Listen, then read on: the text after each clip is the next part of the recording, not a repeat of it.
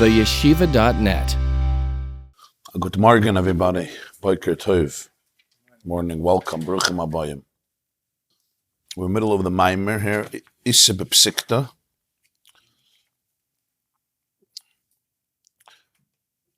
From Rabbi Hillel on the bottom of page Hey. Tehine. So the Maamar explained that from the Medrash Rabbah, we see that Moshe was asking two questions when he came to Hashem. Question number one was generally about Galus Lama Eisa. The Galus Mitzrayim doesn't seem to be part of a context. It comes out of nowhere. It exists apparently in a vacuum. There's no precedent. Doesn't seem to be a moral justification for it. As the Medrash says, Moshe said, I took a Sefer Bereshis and I looked at it and I saw an attribute of judgment, an attribute of justice. But then I took a Sefer Shmois and I looked at it and I see nothing of that. And on that the answer is, Vayidaber Elokim el Moshe, Vayomer Elav Ani Hashem. You think you're speaking to Elokim, and that's why you're expecting Elokim. Vayidaber Elokim el Moshe. Elokim speaks to Moshe. Moshe feels that he is engaging in a conversation with Dibur, Vayidaber, which is kasha, harsh, or let's put it, stern, just, and Elokim, the attribute of judgment. But he says, Ani Hashem. You have to be able to change your paradigm. As the Medrash puts it, Leis inun ella rachamim. This is all compassion. That was question number one. There was another question he asked, and that is, within the Galus itself, why after you sent me to redeem them did the Galus become much worse? Materially and also spiritually, in Gashmis and in Ruchnis. On that there was a separate answer. That's the first pasuk. Ata sira. Now you're going to see what I'm going to do to Paro. That with a strong arm he will be compelled, forced, to send the Jewish people out of the land. It's only now. Ata sira. This can happen only now. What you thought was the worst of Galus is really the beginning of Geula. Now that the concealment reached places that are so powerful it doesn't seem like it can get worse, now there can be revelation that can't get any better. Precisely now. So there's two questions of Moshe and two answers of Hashem to Moshe. It's not like one would think at the surface it's just being redundant and Moshe is saying one thing and then adding something else, but it's really the same thing. And Hashem answers and then a new conversation is saying the same thing more or less. No, it's two real questions and two real answers. First pasuk at the end of Shmois addresses the now. Now can be Geula. And everything you're seeing is not part of Galus becoming stronger, but it's the beginning actually of the Geula. Because with these experiences, with this new intensity in the Galus, I can fulfill my promise. And then there is the Parshas Va'era, which is the long conversation, Ani Hashem, Va'era, etc., where Hashem is addressing not just a specific period right now, but the whole question that Moshe raised, according to the Medrash, what is behind this whole Galus? Tehine, the last paragraph on page Hey. Tehine, you see 3 lines from the bottom. Tehine, Lama Shal Moshe, Tam ala Galus, B'shah Shavala Adna, Acharei Sha'amru Elav Yeira Shem Aleichem V'yishbait. Why, to explain this more, why did Moshe ask about the Galus after they complained to him? The question of Lama Eisa Lama Zeh is a question on all the years of exile. But when does Moshe ask it? Only after he goes to Paro and he asks Paro to redeem the people. And Paro gets furious and he says, we have to now increase the burden of work and the torture, which is what Paro does. And when the policemen come back to Moshe, the Jewish policemen who were in charge on the slaves, and they complain and say, Teven ein nitan la'avodecha, you're not giving us straw, your servants are being beaten, because the Egyptian commanders were beating the Jewish policemen for not getting the proper quota from the Jewish slaves, which they couldn't because of the extraordinary amount of work. So they come to Pari and said, you're causing us to sin to you, but there's nothing we can do. So Pari says, absolutely, it's because you're lazy and you're batlanim, nirpim, atem nirpim, and therefore you say, let's go slaughter the God. And then when they see Moshe and Aaron, what do they say? Yeira Hashem aleichem v'yishpat. God should judge you for what you have done to us. You have given Pari a sword to kill us. Till you came, things were bad, but they were bad. And now things are not bad, things are crazy bad. Now he's going to kill us, and you're the ones who gave him this sword to kill us with these claims and expectations and demands and requests and instructions from Hashem to redeem us. After Moshe hears this, Vayoshav Moshe, says Vayoshav Moshe, he comes back El Adna to Hashem, Aleph Daled Nun Yud, and he says, Lo Marei Salam Azah. Why? And as we explained, that's a question on all of Golus. Why now, after they said, Yeira Aleichem, Hashem Aleichem V'yishpat? The second question, we understand why now. He's asking, why now, when I came to tell them about Geula? When you promised me Geula, did Golus get worse? But the general question on Golus, why now? So he says, Dehine, Lefi Svaras Moshe, according to Moshe's original logic, Shah Golus Midas Hadin, Al Eisa Chet V'Ava. Golus is an attribute, it's an expression of justice, din. Din is a verdict based on justice, like a judge gives a din on some type of chet, a sin or avoin, crookedness, transgression, like the theme of Sefer Bereshis. Zdoim gets destroyed because of what Zdoim did. Der Hamabel gets destroyed because Mala Haaretz Chamas. Kayin also goes into Golus. Hashem says, no v'noti yebaret, you should wander the earth. But why? Not for nothing. He killed his brother Hevel. Called me achicha tzoykim alay min ha'adama. And all the events that happened there. Yishmael doesn't get expelled from the house because Stam. There's a reason. Mitzachik is Yitzchak. He was laughing, mocking, persecuting, trying to kill Yitzchak. Whatever the explanation is. The words Mitzachik. Yaakov is forced to run away also in Golus. There was a reason for it. There's a whole process that's happening. So Moshe thinks that's the way it goes. Here he sees, no, there's no chet, there's no oven. So this svara of Moshe, that Golus is Midas Hadin, Moshe Kasav b'Gemara, based on the same principle that the Gemara says in Maseches Shabbos Daf Nun Hey Amar Aleph. Ein misa b'loy chet, vein yisurim b'loy oven. There's no death without sin. And there's no pain without transgression, which is basically the perspective of Midas Hadin. There is some form of Midas Hadin, there's some form of judgment. There's a din and there's a dayan. L'chein chakar leida shoyrish hadin v'shuras hadin.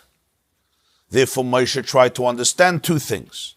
The shoyrish hadin, the source of the din, and shuras hadin, which is the letter of the law. The Shuras Hadin, Shura means the row.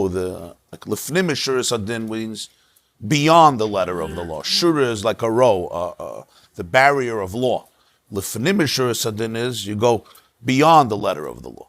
So Shuras Hadin, he's trying to understand the system, as he'll explain the system of the din.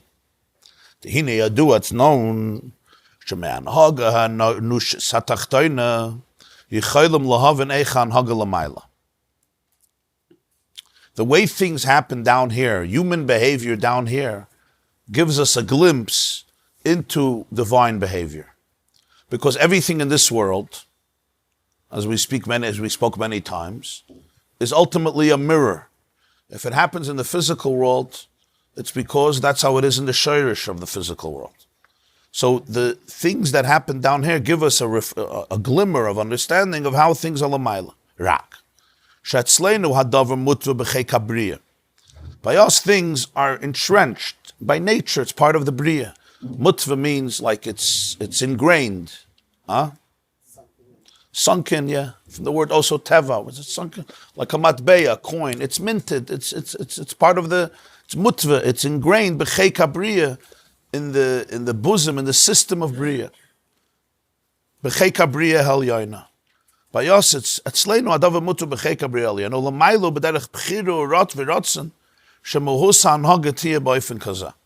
L'mayla, it's a b'chir, it's a choice, it's a rotzen that Hashem wants the hanhaga to be in this way.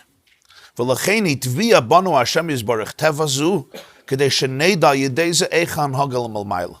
That's why Hashem gave us this nature, so we should understand how the hanhaga is l'mayla, which is a fascinating idea. It means that basically every natural phenomenon, like the Ballot Anya always teaches the pasuk in Eov, mipsari echze leka. It's brought in many sifrei chassidus very often. Mipsari echze leka. From my flesh I will perceive Hashem. What does it mean from my flesh I'll perceive Hashem? It doesn't only mean generally, when I look at my flesh and you look at the miracles of the human organism, you could see that there's a koyach habayri. Obviously that too. But it means much more than that. It means even the details. Every system that exists in life, they're not random systems. The way we digest food, the way we process information, the way our bodies work, all the 9 systems in the human organism or in any organism are basically reflections of divine behavior. Marabu ma'asecha Hashem kulam b'chachma asisa. And in the process that we call Seder Hishtalshalus, which means that everything in the physical world evolved from exactly the same thing in the spiritual worlds, means that anything you see in Teva is really a spiritual story. It's a divine story. You have to be able to perceive it, but it's really a divine story. And the reason Hashem gave this to us is that we should be able to understand the lakus. Mipsari echze leka. Whether it's something in psychology or in biology or in geology or in astronomy, every nekuda in Teva that is governing what we call the laws of nature. The laws of nature. Tangible, intangible, visible, invisible. But all those Teva, we're not talking about distortions that people make. But the process of Teva is essentially a reflection of Kivayachal, the Teva that Hashem created, and the way Hashem himself behaves. And the Gashmi is a reflection of the Ruchni. So through our lives, we can understand Lamaila, we can understand how it is much deeper. That's why when there's Mashalim, we learned Tammuz. Yeah. Yeah. We have a lot of Mashalim always. Like we learned the Maamar Adaita that the creation, we were learning about the mashal of a teacher and a student. The Mashalim are not just divorced from the Nimshal. You need a mashal, so you say a mashal. The Mashalim are actually a reflection of the Nimshal. They're the way the Nimshal, the source, is manifested in this world. Let's give an example.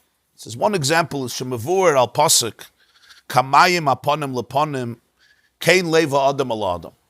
Shlomo Melech tells us in Mishlei, in Proverbs, Perik Chav Zayin Pasuk Chav Tes, as he says in the footnote, 16, Kamayim aponim leponim, Kain leva adam al adam. Which is, just like the face that you show to the water reflects back to you, like a mirror. You look at the water, whatever the face you show the water shows you. Kain leiv ha'adam, ala adam, the Pasuk says, so is the heart of the human being to another human being. The heart that I show you is reflected back. In other words, your heart is like water to me. Kain leiv ha'adam, ala adam. The heart that I give you, the heart that I show you, is mirrored back to me. That's what Shlomo Melech says. What's this teaching us? This is a teva. This is not something that you can change. This is a teva.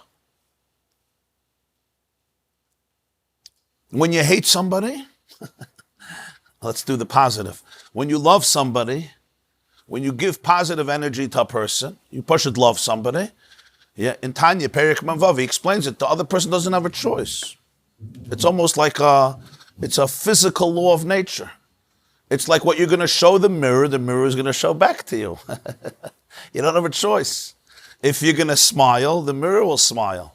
If you're not going to smile, if you're going to frown or show a sour face, azoyed upon him, that's what the mirror will be. The same is true with people. When you genuinely love another person, they almost don't have a choice. They think they may hate you, but beyond their choice, they're not going to have a choice. They're going to start loving you. Because their lave is your mirror. So, Mele, if I show you a heart, it's showing the water, the face. That's the heart that I'm going to get back. Kein lave el adam el adam. The Komodo Shot sleinu mutba. Just like by us, it's mutba. It's ingrained. It's nature. Eisa midah shemisayir b'libei al zulasai. Misayir b'leiv zulasai gamkin b'eisa midah atzma. That midah, that emotion, that attribute or characteristic that I have in my heart towards you, that same midah will now be triggered in your heart. That's why the greatest and most effective way of changing people is always changing yourself. It's not always intuitive, right? I want to change my children, I want to change my wife, I want to change my mother-in-law, I want to change this one, I want to change the world. Rabbi Salanta famously said, when I was young, I decided I want to change the world. I got older, I decided I'm just going to change the continent. Then I realized I can't. I decided I'll change the country. After a few years, I realized I'm not changing any country. I decided, you know what? I'll just change my whole community. Didn't happen. My family I'll change. He says, now I'm a 70-year-old man. I can't even change my family. I realized the only one I can change is me. But then he added, and if I would have started with that, by now I would have changed the world. If I would have started with that, by now I would have changed the world. Yeah. Could be, I don't know. A lot of these sayings they attribute to... the main thing is the Wort. And it's a very true thing. It's not intuitive because it's much easier to talk about you than to talk about me, right? You change, why should I change? But it's a very powerful truth. Huh? But they did change. They did change the world. Yeah. They impacted the world, yeah. He's saying they impacted the world, Taka, because they thought like that. Huh? Zulase means someone else. Zulus is somebody outside of you. Somebody outside of you. So you told me his name is Yunik. He's a Chabadnik. So he told me that he once saw there was a big Dayan in London, Dayan Fisher. Dayan Fisher Schlitt in London. So he told me that he once came to the Lubavitcher Rebbe, and he says, why do you wear a hat with a brim down? At least if you're wearing a hat, Neshkan Streimel, it should be, up. What the brim down? So he says, the Rebbe looked at him and said, Mir is genug zu sehen, was tut sich in meine $. For me, it's enough to see just what's happening in my 4 cubits. Mir is genug zu sehen, was tut sich in meine $. So I was thinking for a person who was just interested in his own 4 cubits, had pretty big vision over there in those $. But it's really Haba Hatalia. In life, when you really could look in your own $, you're not busy, you can actually have a tremendous impact, much greater than any other impact. Because Kamayim upon, that's what Shlomo Melech is teaching us here. That it's mutbah, that midah that I work on, that midah that I cultivate, the avodah that you do within yourself, that I do within myself, that's where the avodah is. The avodah is in my attitudes, my perspectives, my paradigms, dealing with my own stuff, finding the light, finding the Ein Sof there. That's going to be, you're going to be the mirror, you're going to reflect it. And the response, you'll see the response. Your children will respond differently.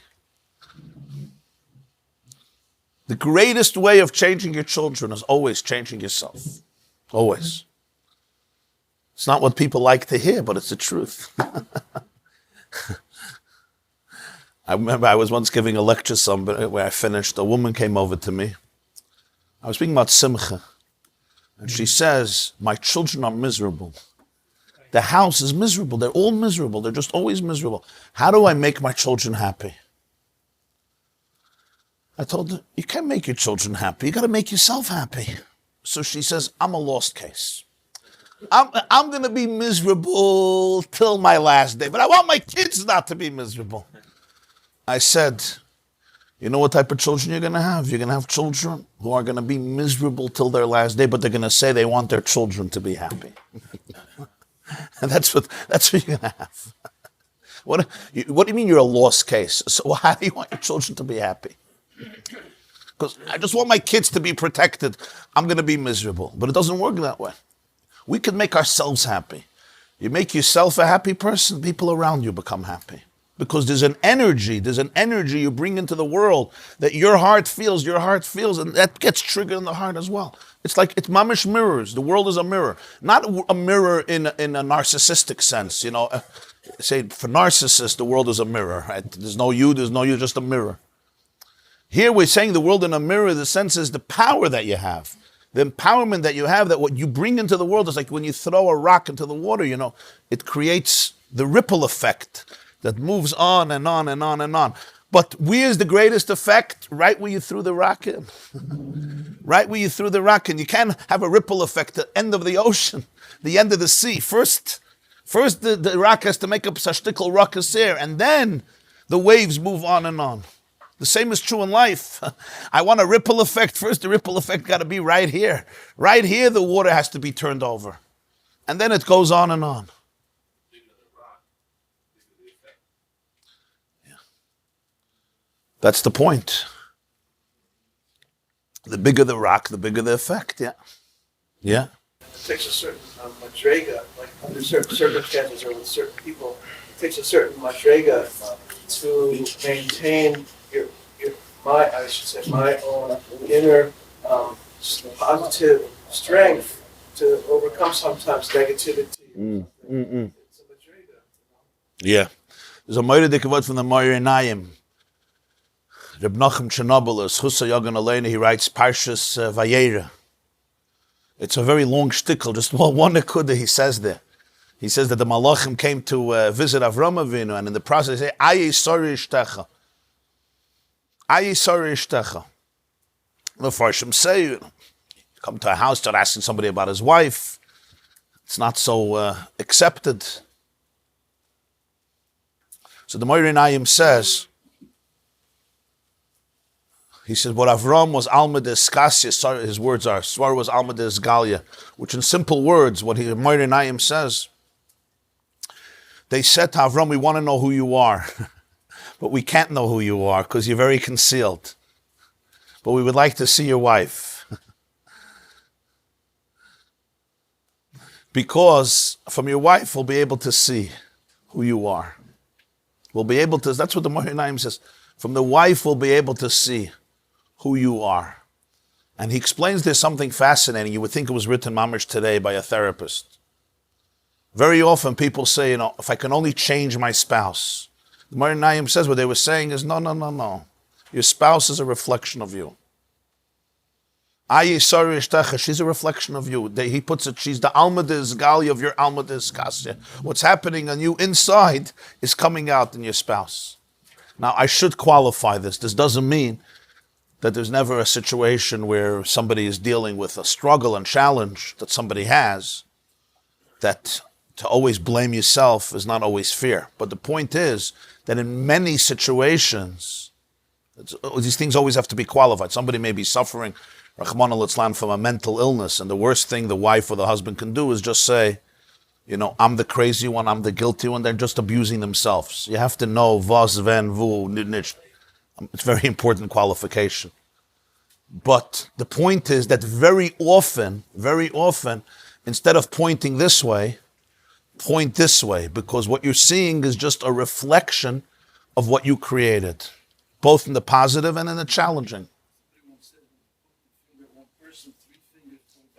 Very good. Yeah. You point a finger like this, right? What are you doing? 3 fingers are pointing this way. Only 1 this way, 3 this way.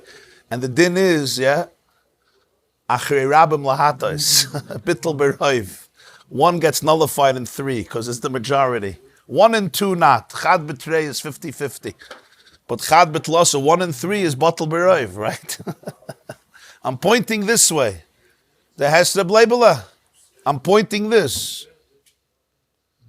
But who am I pointing on? That's why in Yiddish, when we say somebody curses, it's an expression, shiltzich. Shiltzich. Shiltzich means he's cursing himself. He's not cursing himself, shilt andere. But he's cursing himself. I once read a very interesting anecdote. Maybe it even happened. There was a fellow who was going to the Louvre Museum. You know what's it called? The Louvre, right? The Louvre. Huh? The Louvre. The Louvre in Paris. It's one of the greatest museums and art galleries of the world. And he was what you would call a little bit of an arrogant person who thought he's the greatest art connoisseur in history. You know, people that Chaim, that they're the Mevinim. So he starts looking at pieces of art which are hundreds and hundreds of years old, some of them worth in the tens of millions. You know, you have the Mona Lisa there, which is priceless probably. I don't know how much that would go for. But real big pieces of art. And he's looking, and he's standing as I with looking, making faces like he likes. So the curator, right? What's it called? The curator turns to him and says, "Well, what are you doing?" He said, "I'm trying to see if these pieces of art are really what they make them to be, or they're some garbage and junk." He says, my dear friend, these pieces of art are not in judgment at the moment. They're not being placed on the seat of judgment. The only one who's being judged right now is you. That's the only one who's being judged. If you'll be able to appreciate them or not. This is not being judged right now. Yeah. So sometimes I'm judging. It's also important. People say always opinions about everybody else. When somebody's saying an opinion about somebody else, the only opinion they're saying something about is about themselves. That's all they're saying. In other words, somebody says, this is my opinion about this and this and this. All you're telling me is who you are, not who that thing is. You're defining that based according to you. The same is true in everything in life. I have to be able to go back and see what is happening inside of me that is triggering this behavior, if there is. And this is do not confuse this with another reason to be guilty. It's not about more guilt and more guilt and more guilt. That's not about it. So now I'm guilty for everything. The Jewish mother syndrome. They say that, what's the difference of an Italian mother and a Jewish mother? It's one of those old Jewish jokes. They both make spaghetti for dinner, right? Pasta. The Italians invented pasta. And the Jews copy all healthy, good food. So we also make pasta. The teenagers come home for dinner, right? The teenagers sit down, they taste the pasta, they tell their mother, this is horrible. I wouldn't feed it to my enemy. You won't catch me dead eating this food. Both women shoot. The Italian mother shoots her son, and the Jewish one shoots herself. So it's not about, more guilt, I'm guilty. That's the exact opposite nakuda. The point is about empowerment. It's not guilt, it's empowerment. Empowerment means all the problems that I see around me, much of it, or a lot of it, I can deal with. Because it's bi'adavatali, it's kamayim aponim leponim ken lev adam aladam. Yeah, it's not so easy to go back to yourself and to be able to ask, what is it in me that's bringing this out? What is it in me? If there is something in me. But that's where the real change happens. Change doesn't happen there, it happens right here. B'mumay paisel, yeah? Kala paisel b'mumay paisel. When you're disqualifying others, b'mumay paisel. It's his own blemish. Yeah? Kshayt atzmacha, yeah? All that, yeah? So the Komodo Shot slain mut b'sheba Eisa midashem Eisa b'lev alzalasi Eisa b'lev zulasi gamken b'Eisa mida atzmo. Komodo, an example is kashamara la'adam tnua upanim shel chiba. When a person demonstrates to another human being a tnua. Tnua is like a gesture, a motion, and a face upon him. Also from the word pnimius, of chiba, of affection, of love. Yisayir avos chaveri love. The other person will be aroused with love towards him. If you're feeling, sometimes It's an interesting thing you see in life. Sometimes you see somebody, you don't know them, but you have a good feeling about them. It ever happened to you in Monsey? Yeah, you have a good feeling.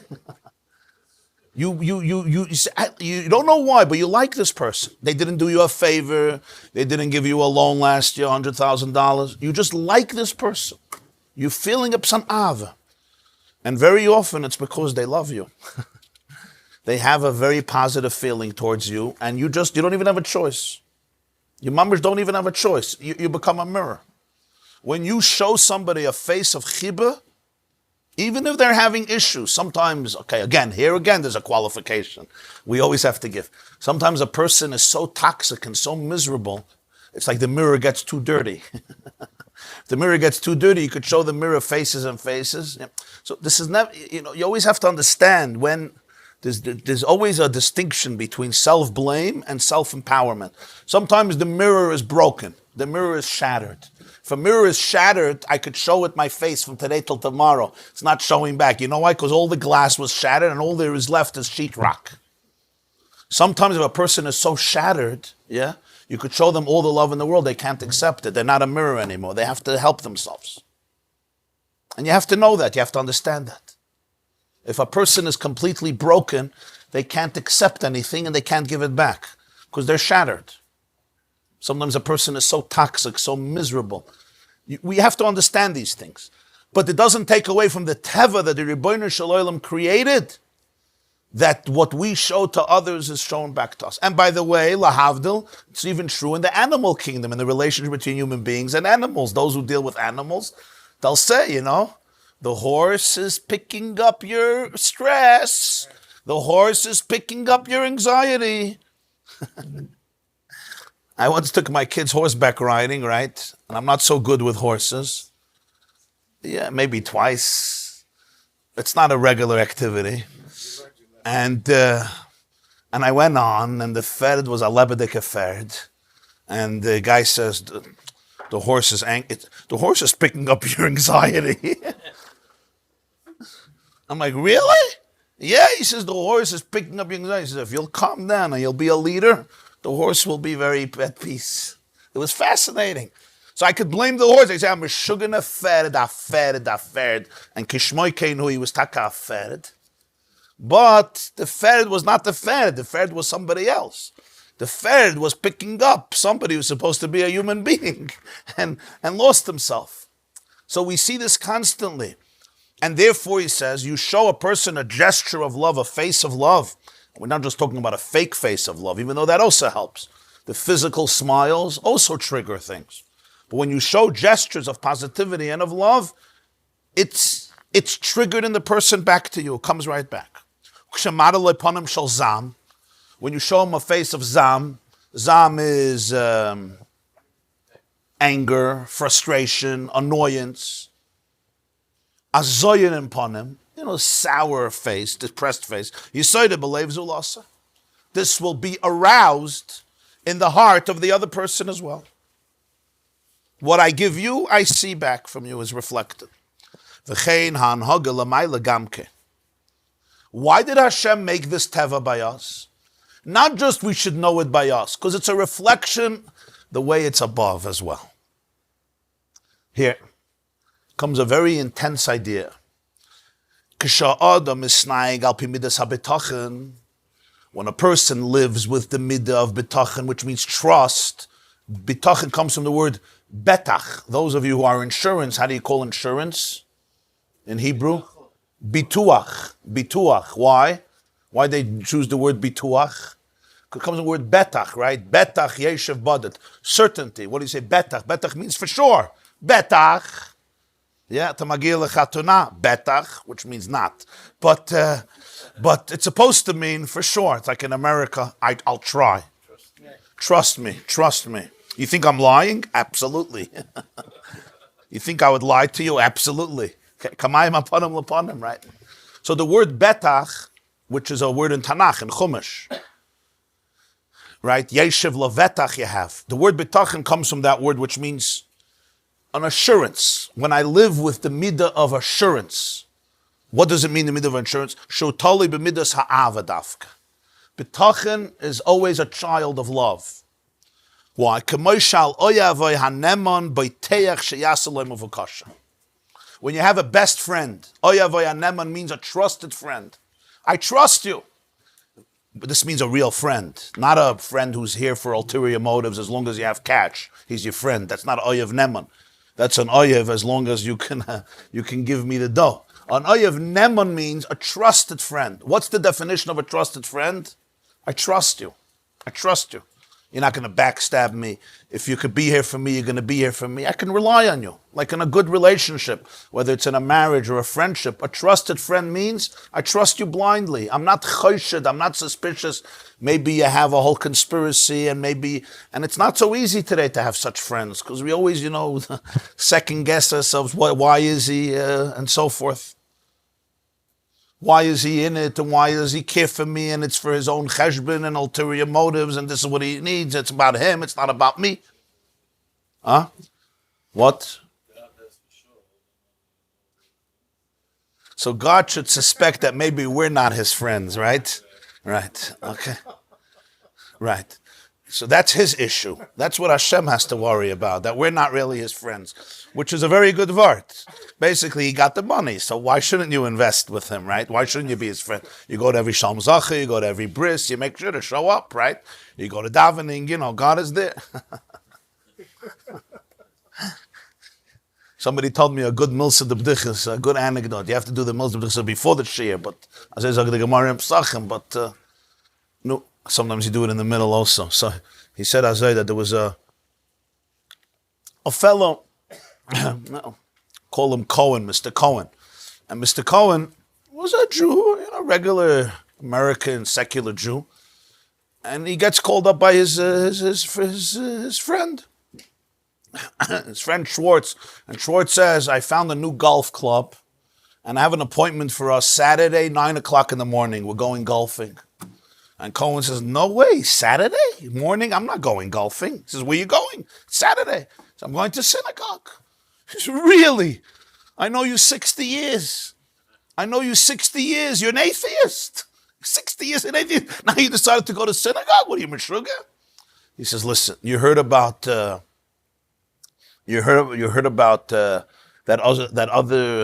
other Jew? He says, what other Jew? He says, that Russian Jew. That Russian Jew. He says, what about him? He says, he came from Russia with 2 ruble. Today he's worth $5 billion. And you know what he credits to? That he goes to Shul every Shabbos morning. He goes to this Jew from Russia, came with 2 ruble, he's now worth $5 million. $5 billion. And he says it's because he goes to Shul Shabbos morning, he speaks to God. Since I heard that, I go to the shul. He says, come on, but you're an atheist. You're telling me you go to synagogue to talk to God? He says, no, the Russian Jew goes to synagogue to talk to God. I go to talk to him. That's where I go. Okay. I do my networking. He goes to talk to God. I go to talk to him. So when you talk about friendship, there's an oyev and an oyev neman. An oyev neman means I have betachin. There's just a certain security, there's a comfort. And you give people the benefit of the doubt. There was a marriage therapist, he once told me, very experienced therapist, and he told me once that the difference between good marriages and bad marriages, miserable marriages, is not how many problems they have or how many fights they have. He says that's complete. People think a good marriage, no arguments, no struggles, no fights, nothing. He says that's not true. Exactly the same amount. The difference is the repair that comes afterwards. In a good marriage, there's a trust. In the bank account, there's a lot of trust. So I choose to give you the benefit of the doubt. There's a lot of trust. Because there's trust, so I choose to give the benefit of that. I can always interpret things in 2 ways. You're here to drive me crazy, right? Or you just maybe have a different perspective or you didn't realize. And that's the difference. If I could give you the benefit of the doubt and trust that there's always affection and love and a positivity, even if there may have been a mistake and even if I was hurt by something, so repair is much more possible. So when there's trust, That's what he says. Bitachon is tolui in midas ha'ava. Bitachon is tolui in midas ha'ava. People speak about bitachon always, but they don't speak about what it comes from. Bitachon comes from ava. Bitachon comes from believing that God is at least a friend, at least a trusted friend, a good childhood friend, and a friend, a real friend that I can trust. That I never think that a friend woke up one morning and said, today I'm going to kill him. Today I'm going to destroy him. Like in a good marriage, you never think one day your wife woke up, today I hate him. Today I hate her. Then the marriage is very, very toxic. Then on Oyev Nemon, there could be bitachon, insurance. It says when somebody lives with this, when a person lives with a sense of assurance, really insurance, right? The best insurance is midas habitachon. There's no insurance like assurance. The best insurance. Doesn't the word insurance come from assurance? Huh? Sure, right? Okay. When you learned Latin, they didn't teach that. Yeah. My relationship with Hashem sometimes has come down to very similar to my relationship with my father, which was, even though I had a stormy relationship with my father, wasn't from, and he was damaged by immigration and by losing Torah. So he was a somewhat damaged person. But no matter, and he was angry at me, etc. But no matter what, he never didn't love me. He never gave me up as a son.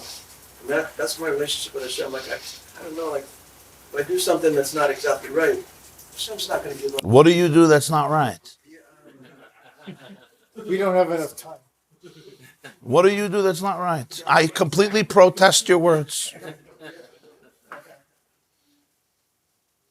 I see you here a few hours every morning. I'm trying to find, but I don't see anything. I've been coming with magnifying glasses. I'm sure I do similar things, which a lot of other people do. Sometimes raise my voice to my wife. At tzaddik. What? You criticize your children? From where? You learned that in Judaism, to criticize your children? No, I was brought up. Okay. God loves you, don't worry. I feel it was nicht gewesen at tzaddik, God loves you.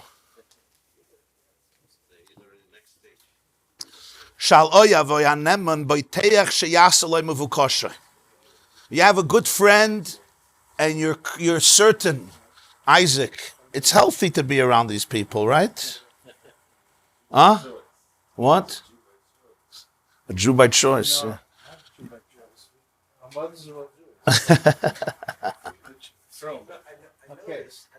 You can also be from by choice. Believe it or not.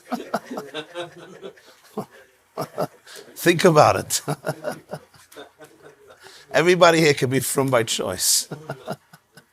Balshuvas, but Makim Shabbalit Shuvah, they're by choice. Come on. You have a security. He wants to be here for you. If you need a favor, he wants to do it. It's not a shaila.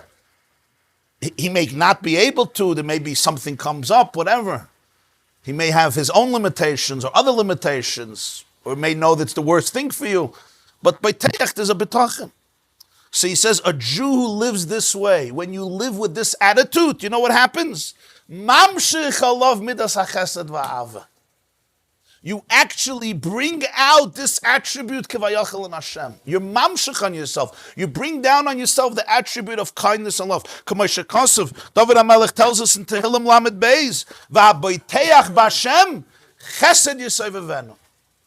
Somebody who has that insurance, that trust, he's surrounded by love. In other words, you want to love, create it. You create the energy around you. I create the light that I live in. I create the halo that I live in. The Asar Maamar, Rabbeinu Menachem Azariah Afanu, he says, GaN Eden and Gehenim, he says, doesn't start in the next world. It starts in this world. He says, every person lives in different avir. There's a person who lives in an avir of GaN Eden. There's a person who lives in an avir of Gehenna. I create the atmosphere around me. I don't come into an atmosphere. I create the atmosphere. I create the atmosphere. I create the energy. I create the ambience. It says clearly, Rashi brings from the Mechazal, that Yaakov came in to get the blessings, right? Vayorach es reach begodov. So Rashi says, yeah, GaN Eden is coming with them. GaN Eden came in with them. What's GaN Eden came with them? Wait, from GaN Eden? Yeah. Then it says, the Eisa came in, Vayechrad Yitzchak Charod Gdoila. Why? Ra? Gehenna. He saw Gehenna open under him. What's that? He saw Gehenna open under him. What's pshat? Huh? So it's a moide de kavod. There was a yid. It's a whole story. There was a yid. His name was Shimon Hach. They called him Shimon Hach. Shimon Hach, he was called a kaifer because he was officially a very, very pious Jew. He was a teacher of children, but he had one agenda. He wanted to bring in Haskalah. He wanted to change the whole Yiddishkeit in Eastern Europe. And he went from city to city. He was very successful in Vilna. And he became a teacher, and he printed Chumoshim, and he had a whole agenda, but he was dressed up and cloaked as a very, very pious Jew. He was a brilliant man. And he came to Lyozhna. Lyozhna is a little city in Belarus where the Ballot Anya lived. And he went in, and he was there for a long time, and he became very popular because he was very charismatic. But he was Be'etza Maamar Shakaifer. He wanted to change all of Yiddishkeit for children. And ultimately, they had a lot of success. The Haskalah in Eastern Europe, it changed the face of Eastern Europe in many ways. At some point, a few weeks later, he went into the Ballot Anya. Ballot Anya asks him, "What do you do?" So he says, "I'm a Melamed." There's a kuntris, a whole story. It's called Rishimas Shimon Hach. The whole story. It's a fascinating story. Ballot Anya asked him, "I just want to say one nekuda. What do you do?" He says, "I'm a Melamed. I teach Jewish children." He says, "What's the tachlis I want to bring?" He says, "No, you got to." He says, I want they should have Yiras Shamayim. So the Ballot Anya says, "Let me ask you a question. When you teach children and you come to, out of the blue, you come to Parshas Teldos, I came with the Chumash today. You come to Parshas Teldos, how do you teach them this Rashi? The Rashi that says that Vayechrad Yitzchak Charada Gdoila Ad Ma'oid. Yitzchak was trembling. So Rashi says, Ra Gehenim Psucha Mitachtov. He saw Gehenim open up under Eisa. Rashi brings from Tanchum and Bereshis Rabbah. How do you tell it to the children? So he says that this is a very scary thing. So he tries to, he doesn't want to scare the children. Because, you know, how are they supposed to, when you get older, you can understand, Gehenna opens up when you're a child. So he skips it. So the Ballot Anya says, let me explain to you the pshat. The pshat is that when Esav came in, Yitzchak said, Mi ata, who are you? So he said, Ani bincha b'chercha Esav. I'm your b'cher. I'm your b'cher. That was a lie. He sold his b'cher. He sold his birthright. He wasn't the b'cher. He said that geliked. He lied. And when somebody lies, the Gehenim is around him and under him. When somebody lies, he's living in an atmosphere of Gehenim. So the person lied, and Yitzchak saw this person is living in the Avir of Gehenim. And he looked at him and he said, when somebody comes to a city and he says that he's a Melamed and he's trying to train Jewish children with Yiras Shamayim, but he's lying and he comes into the room, we could see that the Gehenim is open up under him. He ran away. Yeah. What's the vart? But the vart is you create your own Gehenim. A person who's living in a lie, he's living in his own Gehenim because you can't live with truth. Whenever you're faking your identity, you're living in a Gehenim. You create it. The opposite is also, you create the energy around you. So that's the kamayim aponim laponim. The reason Hashem made that between people is because He wants us to know that's how it's between us and Him as well. when a person lives with the midah of ava, with the midah of betachin, that's the energy that you trigger. That's the energy in the world that you attract, that you create kivayachal, even lamaila. Huh? What? He's not getting into conditional, unconditional. Just the idea that it's kamayim upon him. You have to mamish believe that. You have to see that God is your best friend, that He loves you. Yeah, but I guess we're talking about in a more revealed way. Chesed yisayvevenu, in a more revealed, manifested way. That you can experience it. Habayteach b'Hashem, chesed yisayvevenu. It's not just you'll say it's good to have a positive attitude. The loving attitude of bitachon really brings out. It's like kamayim upon him. It's kivayachal. It's a fascinating idea. Like Hashem is like my mirror. The gesture that I show, the energy that I actually bring that out kivayachal in heaven in Hashem's behavior towards me. When the Tzemach Tzedek said tracht gut, vet sein gut, it wasn't just tell the guy why not. What are you going to gain by thinking bad? It's always good advice to think positive. He's not saying to be naive, not to go to a doctor. He's not saying, just saying think positive. So yeah, it's of course a very good idea. People should think positive. It helps for stress and it helps for health. It's always a good thing to think positive. But he was saying something much deeper. Trach gut vet sein gut. In other words, the very positivity creates an explosion of positive energy in the world from Hashem. So you're saying that it's not only right. That's his vart, yeah. Kamayim upon him down here is because it's up there that way. If something is a nature on earth, it's because that's the system in heaven also. And then it's manifested on earth. Okay. Avram's mother's yahrzeit. Could you tell the Olam the story about the GaN Eden? I just spoke about GaN Eden and Gehenna with your mother a year after she passed away. Okay, so I know it's a vulnerable story, but maybe story because so it was mother's yahrzeit today. my mom yahrzeit today for base Tammuz, and What's for the a story? year I didn't see her in the dreams. I was very, very worried because we're very, very connected. And I wanted to see her in the dream, and it was nothing coming out for the whole year. So after the year, I saw her in the dream. And the first thing I asked her, Mom, just give me a simon that you're in a good place. I was so worried for the whole year. I didn't see you. I don't know. And the dream was very strange also. But anyway, and she said one thing. If I'm in the GaN Eden, you also be in the GaN Eden. So, and that was the word. I didn't know what it means.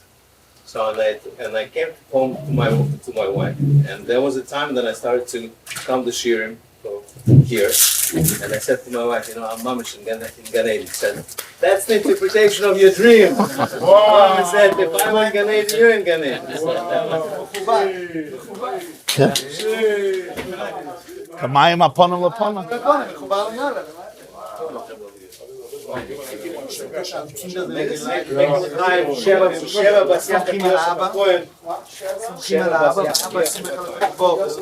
Should be a good Betta for you and the whole mishpacha. B'toiv hanira v'anigla. This class is brought to you by theyeshiva.net.